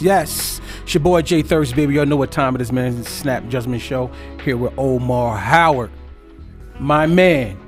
So tell us about the book now. This is like your second book. No, so let me. Oh, this is okay. This is a revised version. Oh, revised. So remixed. I'm listen. It's crazy, right? Puff Daddy remix, baby. Yeah. So this book should have been revised a long time ago, but I, procrastinated a little bit. But the reason why I revised it because it did so well on the first one, and I revised the cover. And initially, this is what I was going to say on the book. Initially, it's all in the name, because my name actually means everything that I'm doing. It's crazy. When I was finishing this book up, I'll never forget. It was January 1st, I think 2016, and I looked up my name. Right, now, Omar means long-lived, eloquent, and gifted speaker. Oh, okay. And I tell you, I'll let you know. When I read the very last word, I just broke down crying because I couldn't even stop crying. And I called a couple of friends. I said, it didn't matter where I went in my life, God already had a plan for me. I never wanted to be a speaker. I never wanted to speak in front of people. I just wanted to chill. Right. And that's what I'm telling y'all, like. But it made me cry. Oh my God. Yeah. That's the reason why I'm telling you, like, God orchestrated my whole life. Now, of course, he could have let me die out on the streets. Correct. I could have got a bunch of more time, right? I got an 18-year sentence for all those charges. The murder wasn't mine. I one did time on it. But I'm not mad at nobody. Like, when I tell you I'm not mad at nobody, because I was a young man. I made a bad decision. The other young people, they made bad decisions. I couldn't expect nobody to tell on themselves, you know what I'm saying? Like, when I really thought about it, I was like, no, I can't be mad about that, you know what I'm saying? And I love them. I love everybody that I was involved with. I have no problem with nobody, you know what I'm saying? And I'm gonna tell you one reason why, just to jump on something, because initially, even though I didn't actually kill anybody, I always felt like I still played a part in it. And I actually was able to meet the mother of the guy who lost his life, and she forgave me. And when I tell you that lady treated me like I was her grandson, I've never seen nothing like that. And it's rare that you find that type of love and that type of pain. I mean, she'd get mad if I didn't call. That's the type of relationship. And the crazy thing, our birthday was on the same day. It was like I had an amazing story. But I love the lady. She passed away last year. It really hit me hard. And it was crazy when she was like, she passed away from cancer. And when she was sick, and I was talking to her on Instagram because I couldn't go see her because of the pandemic and stuff, and I couldn't talk, so I had to like hang up, like I'll call you later. And her niece sent me a text and said she was more concerned about you being hurt, and she's passing away, and I'm like, when do your love stop? Like, like yo, yeah. So what? So talk about unconditional. Unconditional. Right. When I tell a person who lived and believed what she believed, and she believed in God, and she was committed to that. I always wanted, always wanted the best for me. I always wanted me to do what's right out here in the community, and why can't I show the same compassion? Right. Right. That's the reason why I'm so compassionate about. And God allowed me to go through a lot. When you read my book, you'll see God allowed me to go through a lot, and I have to deal with the same type of environment of people that I went to. People in prison, people that have been homeless, people that's been going through depression, and people that's been going through molestation, all that stuff. 'Cause I dealt with all that in my life. You know what I'm saying? I tell people, when you're in prison, the same thing that you see out here in the streets or out there is in prison, but you're just confined and you wake up to them and around them every day. Exactly. The same thing you see on the streets is the same thing as in prison. You just around them and around them all the time. And you can't change. You can change your. All right, I'm gonna go in a yard this day and chill with the guy who read books. I can go right here and chill with the guys who shoot basketball. You pick and choose who you want to be with. You chill with one crew all the time. It's just like in the streets. It's just like in the streets. You pick and choose. You pick and choose. Do you think going to prison saved you? Do you think? Because I think with me it's more. It revives me. Like that. Like that. Sometimes prison. I know if I'd have stayed out longer than I did, I probably wouldn't be had. That's the way the life I was living. Yeah. And I think them time that I did spent got me away from it. Just. Well, let me share this, and because your daughter, beautiful daughter, sitting here, and I'm gonna share this because I had my sons was out here. I wouldn't have been a good father. If I wouldn't have went to prison, I wouldn't have been a good father. Because I didn't know how to be a father. And I'm not saying like I know all the answers now. I struggle now. But it made me fall in love with my son, right? I thought it was just cute to have a son. And so me going to prison made me value something. What matters most now? Right. You know, my mom, that matters to me. My son, that matters to me. You know what I'm saying? Me, I find value in me now. Right. You know, my job, it means something to me now, you know. Every young adult I come in contact, it means something to me now. You know what I'm saying? These are things that matters to me. I was just trying to get money by any means. Facts. It didn't matter if I hurt you or hurt me or whatever, you know what I'm saying? So God put me in a place for me to see what matters.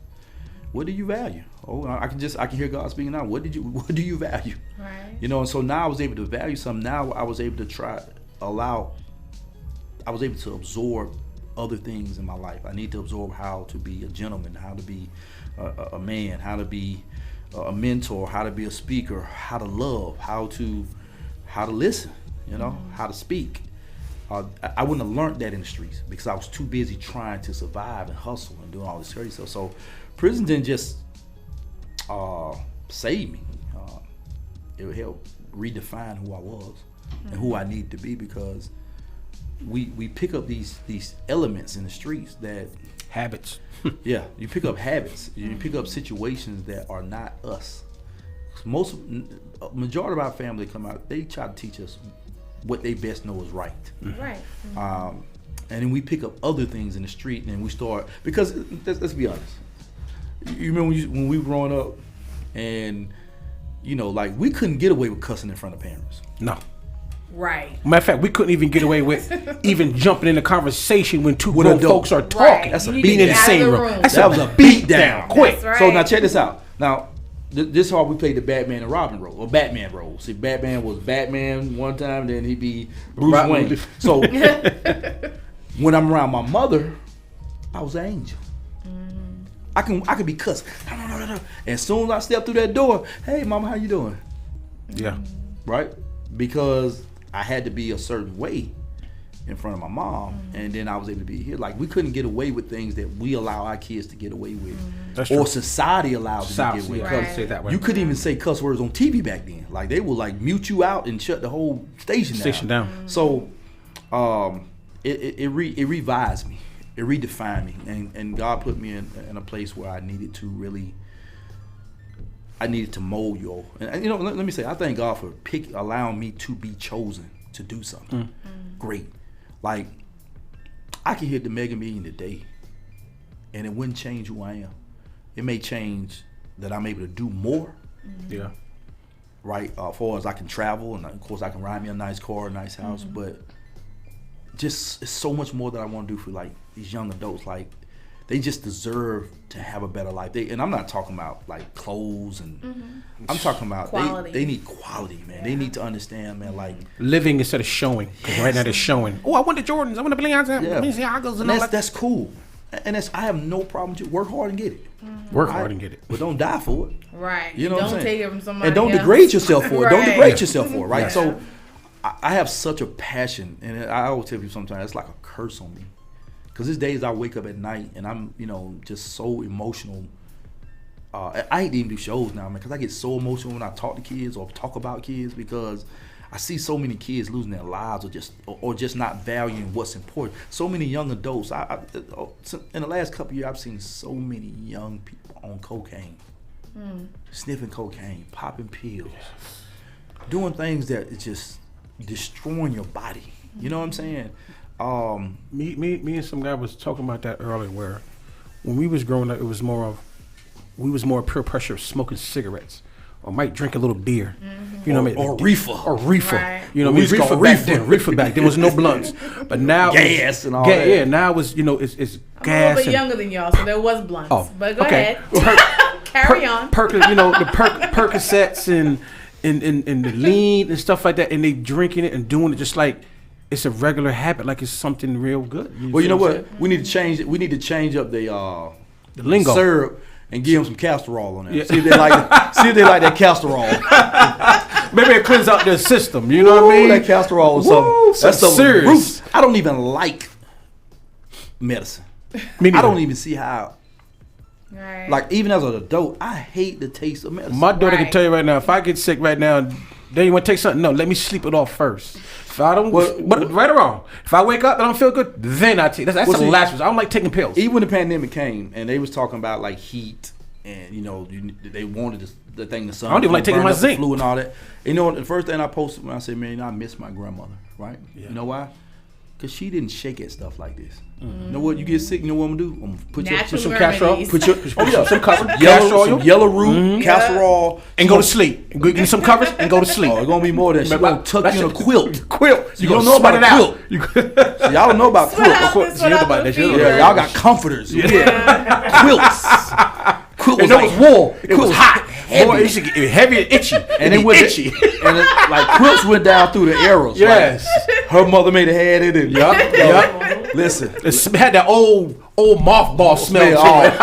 But we was not the mothball. Yes. Oh, my grandmother had that. Like take that with you. When she moved, they're taking it with you. But we was used to that. But that's why I didn't want to get sick. Let me tell you, being in a quilt was like being in a prison. Because they gonna tuck you. I can sit there crying, but you gonna cry. You gonna like cry. Picking a blanket. Yeah. Don't mess around. Have one foot taken. Boy, you don't put your foot back in. I'm telling you, I'm telling you. Yeah. Listen, you couldn't even. But you gonna sweat it out. You gonna sweat because your body naturally. You see, we don't got so comfortable, and it's just in everything in life. We got so comfortable with over the counter medicine now. Yes. So what it does, our body get immune to this stuff. Yeah. But like our parents, like. You won't sit in front of no TV and no phone all day. You going outside and run some of that energy out. Yeah. So by the time you come back in with a little musty self, go take a bath. You know what I'm saying? I remember. I know some people. Grandmothers used to give you a cap of bleach, clean your system out. Like man, I'm telling you, bro. Listen, I'm not a shot of scotch because that take some of this off your chest. Listen, because you be. Because it's I'm thinking that's why I'm alcoholic now. Listen, come in that country town like in Alabama and all them folks, man, they have some remedies, man, knock some out. Yeah. But up north, they ain't giving us no bleach. Yeah. They need that for everybody's clothes. Yeah, they need that. Right. To clean your system out, man. But what we're dealing with now about the washing the hand, like this stuff that our parents already taught us. You should have been washing your hands. You should do that anyway. Yeah, that's like a surprise to me when they say wash your hands. What? Oh, we not washing our hands naturally? Anyway, that's why some of the things that some of the stuff that they're saying, we've been doing that. Right. Grown folks been doing that. Should have been doing so something is it's already ran down. It's already been duplicated. So why are you telling us something that we already know? And everybody, now wash it. But you have to remind people, right? Yeah. And let me show you why. It's amazing that even as adults, we still have to be reminded of things that our parents taught us when we was kids. Don't talk with your mouth full. And now we wonder why. Right? You always have to be reminded. Yeah. Don't speak with your mouth full. Don't talk with your mouth while you're eating food. You see what I'm saying? Sit down, watch it. I just hate that we've gotten away from we need natural human encounter. Yeah. Like our kids have so detached from that. Yeah. Because we let them sit in the house on video games. We let them sit on phones, and we expect them to be a certain way. But no, they can't because they're not having natural encounter. Nature itself shows you have to have. You notice that where they put houses, a lot of houses that you notice the trees. Contact. No. Notice that the trees start dying because you start taking away from the natural earth.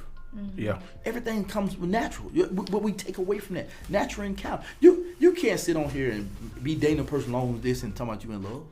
Yeah. Right. Because you need that natural encounter. You need human contact, right? So our kids are missing that. So what's happening is now our kids are getting generated information so quickly. Young ladies, young guys, right? That, so they get the information. So if they want to, if they don't believe us, I don't even have to know her. I don't even have to know your daughter. I can connect with her on Instagram. If she falls for me, teaching her how to scam, she gonna tell you everything about her. And I can help her make money. She gonna help me make money, and she'll never know why I'm gonna give her. But if she just falls, because now, when we grew up, you didn't have all that. You couldn't. Old folks had to, we had to get. We had to steal chicks. You had to go down here to the store first. I'm gonna give you $10. Go to the store and come back. You give me my change back. I might trust you. That was their trust back in the day. You had to earn it. That was like, go get this money for you. Want to make this money? I got you. Okay. Quick question though about the revised version. Okay, yeah. We got a little bit all such. I'm trying to reel us back in, y'all. So what else is revising?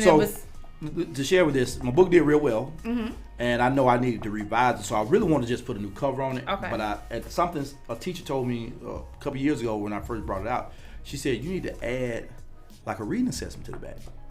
So now it becomes more of A workbook, like. a workbook. Okay. Now you can sell it to the schools. So is it the same book as the first one that we It's the same book. It's the same book. It had more content to it. No, it had no content. What I did put in there is that to tell y'all, and just to kind of speed up my story. In 2018, they gave me a pardon. State of Georgia granted me a pardon. Okay. And I did put the pardon paper in here. Oh, So I showed that. I did add a little bit more content of what I'm doing about the author.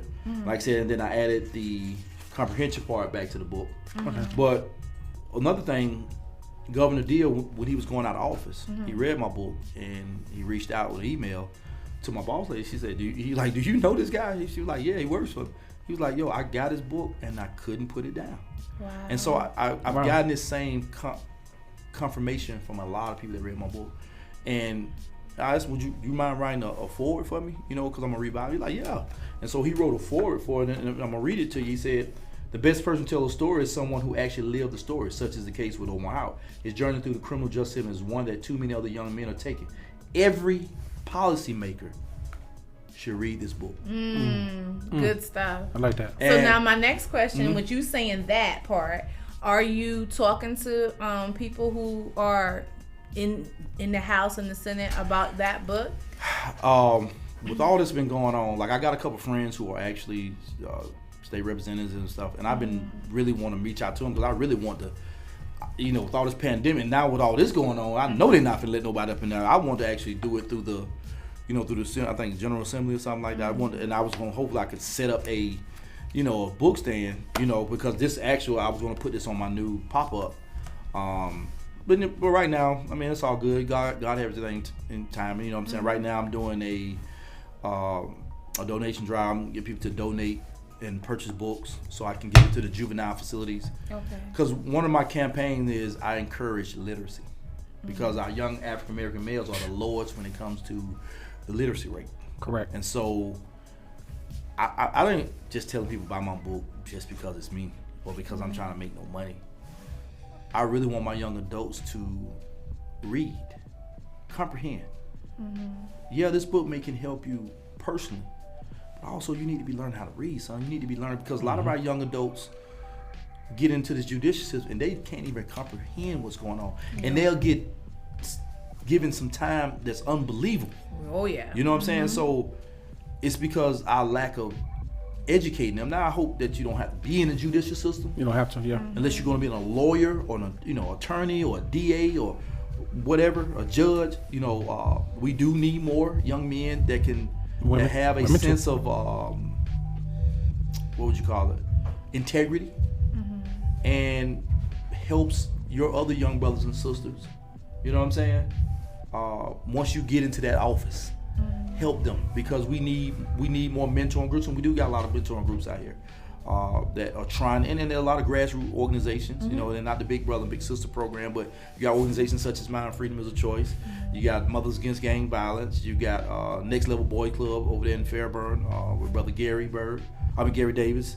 You got Art Powell doing some work. You got OAA doing some work. There's a lot of people that are doing work out here. Oh, yeah. It's a lot of organizations doing work, and a lot of organizations that need money. Doing it. That really need the help and support. And we need people in office to see that and delegate some money, especially like to the DeKalb County and to other counties that really need this money, so they can do some things. They can help our young adults, find purpose in their life and get GEDs and get them in school. Yeah. And one of the most important things, get them some food. Yeah. People don't be surprised how kids are not nobody even listen eating. if they're hungry. They're not gonna listen. Nobody listen if you're hungry. Facts. So, in saying this, that's the reason why I relaunched it on my birthday last year. Of course, you just see, I just did the little thing with Omar Howard everywhere, and like I said, it's all in the name. Like I said, my name is Omar Shawn Howard. I was actually born in New York, but I should have been born in Alabama. My mother, she went up to New York for whatever reason. So from the story I heard was, she didn't want my grandmother to find out she was pregnant. So that's why I relaunched and revised it. And it's been doing well. A lot of people donated to help out with giving books out, they're purchasing the books so I can give them to the juveniles. And of course, I am in process of writing another book, but it's going to be a little bit smaller book, but it's going to be, for a different reason. Gotcha. But it's, of course, you know what I deal with. I deal with youth in prison and reentry and stuff like that. So if I can share, you can go on Amazon.com right now. I do have a campaign going on Facebook where you can donate to the campaign. I'm trying to buy books for the Metro Atlanta area juveniles. Right now, it's they don't have no more than about 30 for each facility. So I just donated to Atlanta YDC. There's some juveniles down in Birds that I go to, so we donated books down there. And so now I want to donate to like Metro and Pantherville and Martha Glaze juvenile. And then of course I want to send some to the prison. But and also, like I said, I have a mentoring program, Freedom is a Choice, that I operate outside DeKalb County, and I've been operating now for like 8 years. Every Tuesday I do host a youth support group. That you can be on Zoom. I post it up. It's every Tuesday at 6 p.m. to 7 p.m. We talk about different topics. This year we're going to have more speakers to come on and speak about, just life. I just signed a contract with DeKalb Juvenile Court, so I'm going to be teaching class with them for twice a month.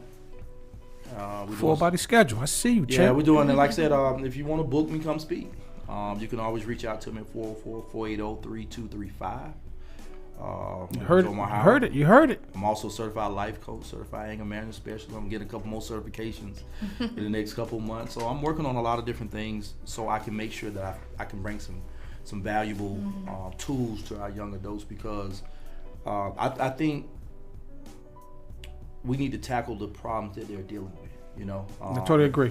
And so that's what we're going to do. We got a lot of work to do, man. I tell you, if this pandemic haven't taught you anything, it really should have slowed a lot of us down and realized that we can't get in the back seat and coast this thing out, man. Like, some of us going to have to get in the driver's seat. Yeah. And we're going to have to be aggressive. Well, like I said, we're fighting systemic racism. We're fighting this. I've never seen anything like this politics the way it has in the last several years. This is just unbelievable. And I hate that our young adults have to even experience this. But what I do with mine, just sit down with them and talk to them and let them explain to them. Educate them about it. Not just let them sit down and just go through it. Here's the thing I want to throw out, because we talk about voting early. And I want to share this to the audience. We can't expect a lot of people to vote because they don't know no better. They don't know what a Democrat is. They don't know what a Republican is. We only tell them what we want them to know, or what the knowledge that we got, or what we should, or we should make them vote this way or this way. We first have to educate them on what it is. Because most kids don't, especially not black men, especially guys coming out, they don't know. Half of them don't even care. Yeah. You know what I'm saying? And so, and you have to think about a lot of our young adults these days. They're the way society is built now, and we push this on them too. We make them think it's all about getting that bag and that money. A lot of these kids don't care about. They don't care about anything else right now. They don't care about history. They don't care about the politics. As long as you ain't messing with that bag and trying to get that bag, and some of our kids to the point, as long as you ain't messing with that joint, they can't get that joint, or they can't go out and have fun, they're not really concerned about it. So at some point, as a community and as a society, and that's white, black, Asian, everybody, we got to realize, man, that we're going to have to educate people. That's right. And I would tell people, like, I'm not going to teach your daughter, you should vote Democratic because that's what I am. You have a right to vote however you choose to vote. But vote with a sense of integrity, and pay attention. And of course, when you're dealing with politics, you're gonna deal with it. It's a lot going on right there. You know what I'm saying? And so, but try to vote from a pure heart.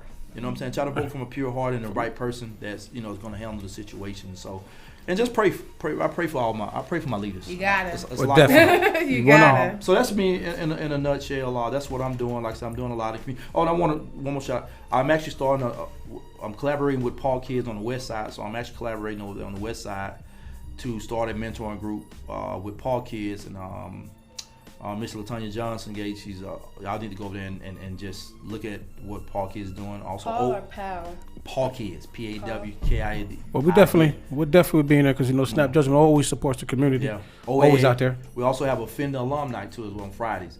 So anybody that's been locked up, they have a support group that we're all in the same community, OAA, And Mondays we have a family support group, parent support group. So just want to share that information, though. For anybody doing, I'll definitely send that information. You already know. So you can post it up. So thank you for allowing me to be on here. Man, I thank you for coming, man. Like I said, you already know how to contact Mr. Omar Howard in the neighborhood near you. Like I said, make sure you get on his Zoom. Like I said, we're almost at the end of the night. We definitely want to thank all y'all people for supporting the S.N.A.P Judgment show. Miss Matillda, anything you want to shout out or give any boost out there? Give your name out there? Yes, I mean, speaking of the whole educating of our young people on politics, I do Politicking 101 on Monday nights from 7 to 9. Nope, not 7 to 9. We start at 9 o'clock, actually. Sometimes we change our schedules due to meetings that are happening in the community, but it's usually at 9 o'clock on Mondays, and we educate people on how politics works. Awesome. And you can reach me and follow me on Jenne Matillda, which is Facebook and IG. I have no more room on Facebook. Follow me on IG. And you can follow me also on my IG other page. My campaign page would be Jenne Shepherd. Thank you for tuning in, guys. You know what time it is, boy. It's your boy Jay Thurst. You can follow me on Instagram on _Judgment or on Facebook, Jermaine S.N.A.P Thurston. Like I said, if you want your music or you want your videos, go ahead and submit them to the S.N.A.P Judgment at yahoo.com. Go ahead and get played on, you already know, at IBNXRadioNetwork.com. You already know what it is, man. Next week, Sunday to 7 to 9, the same network, same place, different topic, different content. Love y'all, man. Y'all tuning in, boy. You already know what it is. S.N.A.P Judgment, signing off.